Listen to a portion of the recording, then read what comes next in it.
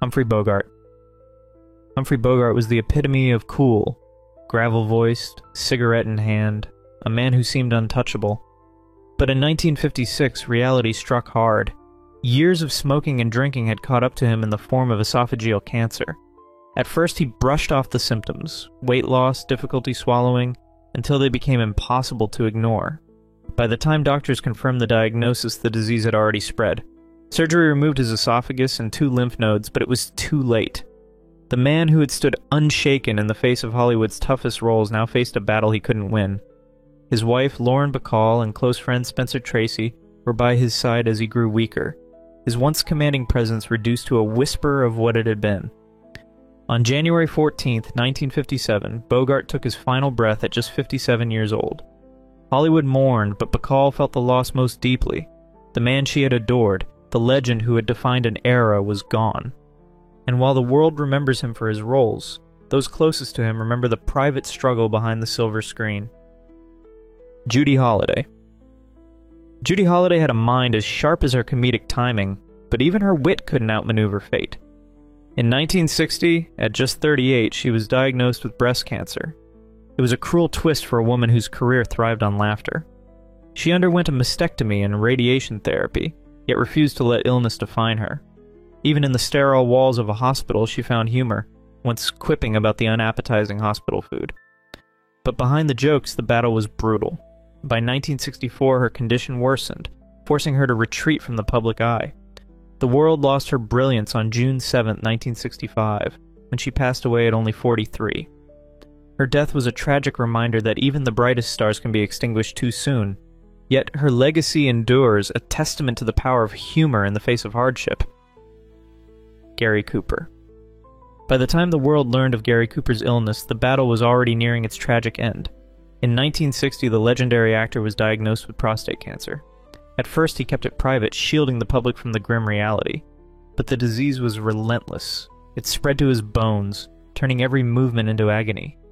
Still, Cooper refused to let it define him. He continued working, maintaining the quiet dignity that had made him a Hollywood icon. Even as the pain grew unbearable, he made a final public appearance at the Oscars in 1961. Too weak to accept his honorary award, his close friend Jimmy Stewart took the stage in his place. Stewart's voice cracked as he spoke, barely holding back tears. The room fell silent, the weight of the moment pressing down on everyone. Just a few weeks later, on May 13, 1961, Cooper passed away at 60 years old. His death sent shockwaves through Hollywood, marking the end of an era. Edward R. Murrow. Edward R. Murrow was a voice of truth during some of the most turbulent moments in history. But even the strongest voices can be silenced. Murrow, a relentless journalist and pioneer of broadcast news, spent decades shaping the way the world received information. Yet behind the scenes, he was fighting a battle he couldn't win, one against his own habits. A lifelong smoker, Murrow consumed up to 60 cigarettes a day, a dependency that would eventually cost him everything. In 1963, he was diagnosed with lung cancer, a direct consequence of his years of smoking. The news was grim, but Murrow, ever the fighter, underwent surgery to remove his left lung. Despite the procedure, his health continued to decline. Even as his body weakened, his mind remained sharp. He stayed active in public service, refusing to let his illness define his final years. But cancer is relentless. By early 1965, Murrow had grown frail, his once commanding presence diminished. On April 27th of that year, at just 57 years old, the world lost one of journalism's greatest figures. His death was a sobering reminder of the dangers of smoking, a habit that had been so deeply ingrained in his generation. Murrow's passing left a void in the world of news, but his legacy endured. His fearless reporting set the standard for truth in journalism, and his story became a cautionary tale of how even the most powerful voices are not immune to the consequences of their choices. Babe Ruth. By the time Babe Ruth stood before a packed Yankee Stadium on a gray day in June of 1948, the man who had once been larger than life was now a frail shadow of himself. The Sultan of Swat, the home run king, the man who had defined an era of baseball, was battling a ruthless enemy, nasopharyngeal cancer, a rare and aggressive disease that had slowly drained him of his strength. Diagnosed in 1946, Ruth endured a grueling series of experimental treatments, radiation, an early form of chemotherapy, desperate attempts to slow the inevitable. His once booming voice was reduced to a whisper, his powerful frame withered, but his spirit remained unbroken. Even as his body failed him, he still made public appearances, including that final heartbreaking farewell at Yankee Stadium, where he leaned on a bat like it was a cane, tipping his cap to the roaring crowd. He knew this was goodbye. On August 16, 1948, at just 53 years old, Ruth succumbed to the disease, leaving behind a legacy that transcended baseball. His death was a national moment of mourning, a reminder that even the greatest icons are not immune to the frailties of the human body. And yet his legend never faded. His name still echoes in stadiums, his records still inspire, and his battle with cancer, though tragic, only cemented his status as one of the most enduring figures in sports history. John Wayne. John Wayne was the embodiment of rugged American masculinity, a towering figure who seemed invincible on screen, but behind the scenes his body was waging a war he couldn't win. In 1964, Wayne was diagnosed with lung cancer, a consequence of decades of heavy smoking. He often boasted about going through 5 packs a day. He underwent surgery, losing a lung and several ribs, but declared himself cancer-free soon after. For over a decade, it seemed like he had beaten the disease. Then, in 1978, the cancer returned, this time in his stomach. Aggressive and unrelenting, it spread rapidly, leaving Wayne with little time. Despite his deteriorating health, he refused to fade into the background. He made public appearances, championing cancer research, and even filming a PSA to warn others about the dangers of smoking. By the time he attended the Academy Awards in April of 1979, he was frail, barely able to stand without assistance. Just 2 months later, on June 11th, he passed away at 72. His death sent shockwaves through Hollywood and beyond, but his legacy as one of cinema's greatest icons remains unshaken. Bette Davis. Bette Davis was no stranger to a fight. She built her career playing strong-willed women, and when life threw its worst at her, she met it head-on. In 1983, after decades of smoking, she was diagnosed with breast cancer. She underwent a mastectomy, but the battle was far from over. Soon after, she suffered a series of strokes, leaving her weakened but not defeated. Even as her body betrayed her, Davis refused to fade into the background. She continued acting, her determination unshaken. In 1989, she traveled to France to accept an award, a testament to her enduring legacy. But the journey took its toll. Her health spiraled downward, and on October 6th of that year, she passed away at 81. Her death marked the end of an era, but her legacy, of fierce, uncompromising women, lives on. Steve McQueen. Steve McQueen was the epitome of cool, a rebel on and off the screen, but not even Hollywood's toughest anti-hero could outrun fate. In 1979, at just 49 years old, McQueen was diagnosed with mesothelioma, a rare and aggressive cancer linked to asbestos exposure. Given his history with race cars, motorcycles, and even time in the Marines, exposure to asbestos was almost inevitable. But McQueen wasn't one to accept defeat. When conventional medicine offered little hope, he turned to the unconventional. He traveled to Mexico, seeking alternative treatments like coffee enemas and laetrile therapy, controversial methods that were widely dismissed by the medical community. Doctors warned him that these treatments were ineffective, but McQueen was desperate. His condition worsened, and in a final risky move, he underwent an experimental surgery in 1980 to remove the tumors. It was a gamble and one that failed. Just hours after the procedure, he died on November 7th, leaving behind a legacy of cinematic rebellion and a lingering debate over alternative cancer treatments. His death also cast a harsh spotlight on Hollywood's environmental risks. Was asbestos exposure an industry-wide threat? McQueen's passing was more than just the loss of a star. It was a cautionary tale of desperation, medical controversy, and the limits of even the most indomitable spirit. Glenn Ford. Glenn Ford was the embodiment of the strong, silent type, both on and off the screen, but behind the scenes he was fighting a battle few knew about. In the late 1980s, Ford was diagnosed with prostate cancer, a revelation he kept almost entirely to himself.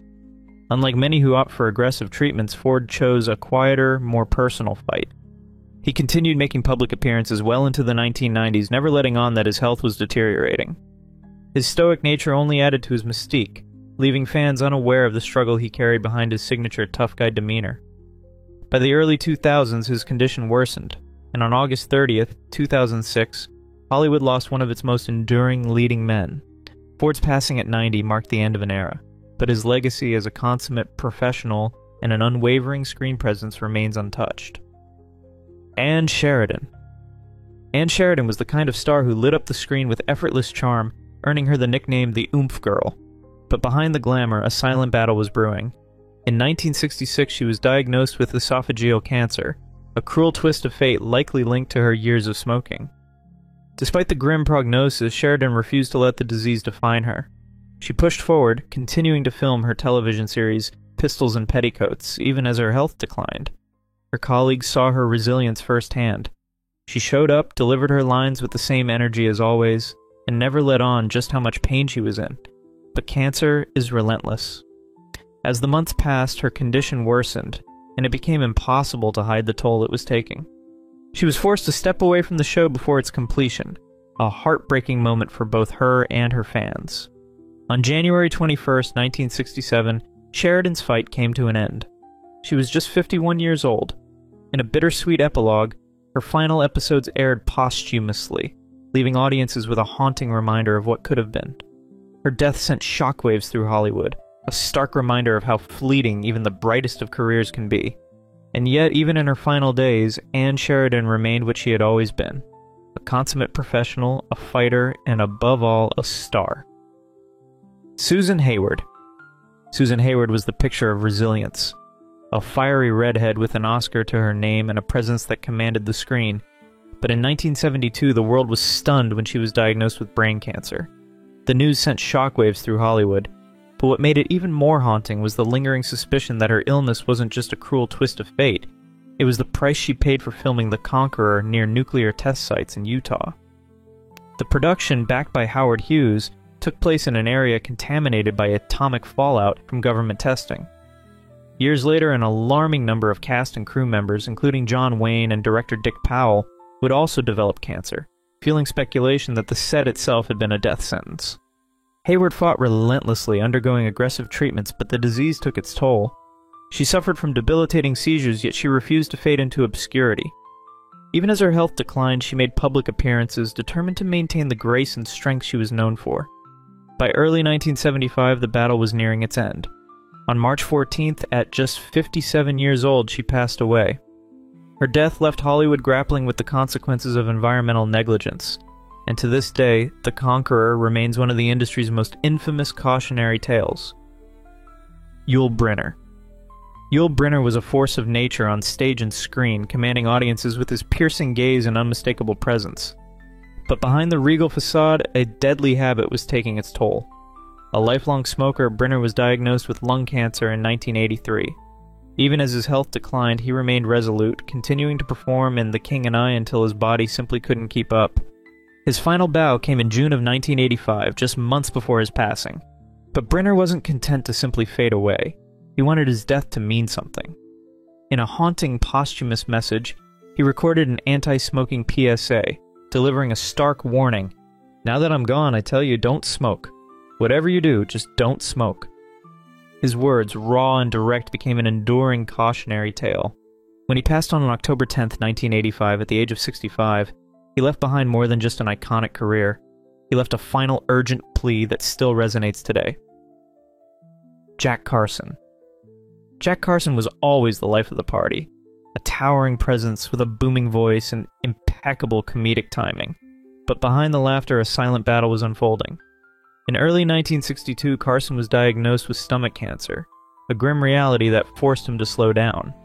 Yet in true showman fashion, he refused to let the disease dictate his final act. He continued working in television, pushing through the pain, determined to bring joy to audiences even as his body weakened. By late 1962, his health took a rapid turn for the worse, and he was hospitalized. The public had no idea how serious his condition had become. Carson had kept it quiet, not wanting sympathy to overshadow his legacy. Then on January 2nd, 1963, at just 52 years old, he passed away. The news sent shockwaves through Hollywood. How could a man so full of life, so effortlessly funny, be gone so soon? His death was a stark reminder that even the brightest stars are not immune to the cruel hand of fate. Carson left behind a legacy of laughter, but his untimely end remains one of Hollywood's most heartbreaking losses. Claudette Colbert. Claudette Colbert was the essence of Hollywood's golden age elegance, a star who carried herself with effortless grace both on and off the screen. but behind the scenes she was fighting a battle few knew about. In the 1980s, she was diagnosed with breast cancer. Rather than making her illness public, she chose to retreat to the sanctuary of her home in Barbados, far from the prying eyes of Hollywood. She refused to let her diagnosis define her, continuing to live life on her own terms. Even as her health declined, she remained engaged in the arts and philanthropy, preserving the refined dignity that had made her a legend. For over a decade, she carried this burden privately, never allowing the world to see her struggle. On July 30th, 1996, at the age of 92, Colbert passed away, marking the end of an era. Her death was not just the loss of a beloved actress, but a farewell to the kind of classic Hollywood sophistication that now only exists in memories and film reels. Unlike many of her peers, she never sought the limelight in her final years, leaving behind a legacy untouched by scandal or spectacle. Her passing was a quiet, dignified exit, just as she had lived. Veronica Lake. Veronica Lake was the face of Hollywood glamour in the 1940s, her signature peekaboo hairstyle copied by women across the country. But beneath the dazzling exterior was a life haunted by personal demons. By the early 1970s, years of heavy drinking had taken a devastating toll on her health. In a cruel twist of fate, she was diagnosed with liver cancer, a battle she chose to fight in silence. Unlike the grand farewells of other stars, Lake's decline happened largely out of the public eye. She continued working in small theater productions, clinging to the craft that once made her a household name, but as her condition worsened, even that became impossible. On July 7, 1973, she passed away at just 50 years old, her death barely making ripples in an industry that had long since moved on. It was a tragic end for a woman who had once been one of Hollywood's brightest stars, now reduced to a cautionary tale of fame's fleeting nature. In the years since, her legacy has been reassessed, with modern audiences rediscovering the magic she brought to the screen. But the haunting truth remains. Behind the silver screen's glow, Veronica Lake's final years were a lonely, painful struggle, far removed from the golden age she once defined. Robert Taylor. Robert Taylor, with a chiseled jawline and a presence that commanded the screen, was a leading man for the ages. But behind the scenes, a lifetime of smoking was silently taking its toll. In 1968, doctors delivered a devastating diagnosis: lung cancer. Taylor, ever the stoic professional, underwent surgery to remove a lung, but the disease had already tightened its grip. Even as his health declined, he refused to step away from the industry he loved. He transitioned from acting to directing, determined to leave his mark behind the camera as well. His wife, actress Ursula Thies, became his unwavering support, caring for him in his final months. On June 8, 1969, at just 57 years old, Hollywood lost one of its most enduring stars. His death was a sobering reminder of the dangers of smoking, a habit that had claimed so many of his contemporaries. In the years since, Taylor's story has become part of the cautionary tale that reshaped public awareness about tobacco's deadly grip. Joan Crawford. Joan Crawford, a name synonymous with old Hollywood glamour, was fierce, ambitious, and enigmatic. But in her final years, the woman who once dominated the silver screen withdrew into the shadows. Diagnosed with pancreatic cancer in 1976, she kept her illness a closely guarded secret. Even as her body betrayed her, Crawford refused to let the world see her in decline. She canceled public appearances, refused visitors, and even went so far as to burn old photographs, as if erasing the past could somehow shield her from the inevitable.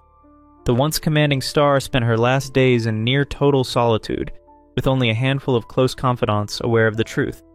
On May 10, 1977, at 73 years old, Joan Crawford passed away in her New York apartment. Her death was a quiet ending to a life that had been anything but. Yet in true Hollywood fashion, it sparked endless speculation. Why did she isolate herself so completely? What did she fear the world would see?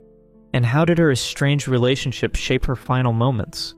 Even in death, Crawford remained an enigma, her legacy as complex as the woman herself. Fred MacMurray. Fred MacMurray was the archetype of the everyman. Charming, dependable, and effortlessly relatable. But behind the wholesome image, his final years were marked by a battle he chose to fight in silence. Diagnosed with leukemia in the late 1980s, MacMurray kept his illness out of the public eye, maintaining the same quiet dignity that had defined his career. Even as his health declined, he made rare public appearances, never letting on the toll the disease was taking. His wife, actress June Haver, became his unwavering support system, ensuring his comfort in his final years.